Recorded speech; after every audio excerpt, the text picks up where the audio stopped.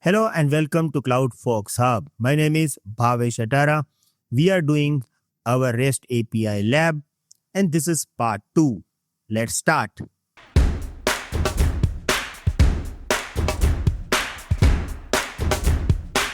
In the part 1, we have created DynamoDB table, Lambda functions.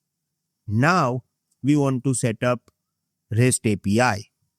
In this particular video, we have mainly two parts. First, we are going to set up REST API and then we are going to create relevant resources inside this REST API. So, I'm going to start with the create REST API gateway first. Here, I have the step-by-step detail. I'm going to perform this lab directly from the console. So, I'm going to the API gateway. I don't have any API, so let me click on create API.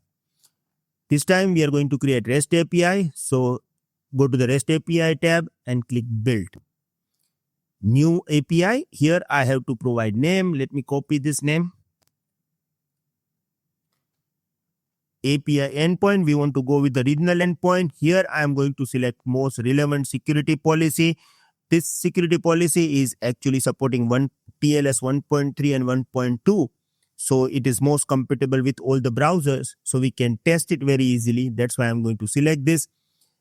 Endpoint access mode, I'm going to choose basic. Strict is also there, but we will talk about other options later. Let's go with the simple steps. So I'm going to choose basic and IP address type IPv4. If you want to go with the IPv6, you can go with the dual stack which supports IPv4 and v6 both. But I want to make this lab very simple, so I'm going to choose IPv4 and let me click on create API. Now my API has been created. Once your API is ready, in the REST API you need to create resource. So we are going to perform our next step, define resources. Let's start with the node first. After creating the REST API, first create resources because REST API is based on the URL paths. In this lab, we create one main resource /user and then one child resource. It will be /user ID into the curly brackets because our API has a two different URL path and two different types of operations. To perform operations, we are going to use two URLs. One is very simple. Let's say that I want to fetch all the users, so I will use /user. But if I want to fetch specific user, I'm going to use user / whatever the user ID is, so I can able to get or fetch record of the specific user or delete specific user. So we need to create two resources over here.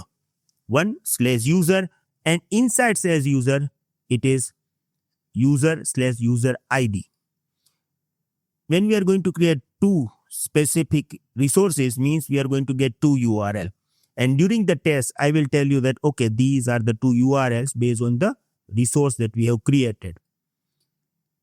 That's why in REST API design, each unique URL path must be created as a separate resource. One is /user, another one is /user user ID. That's why two resources.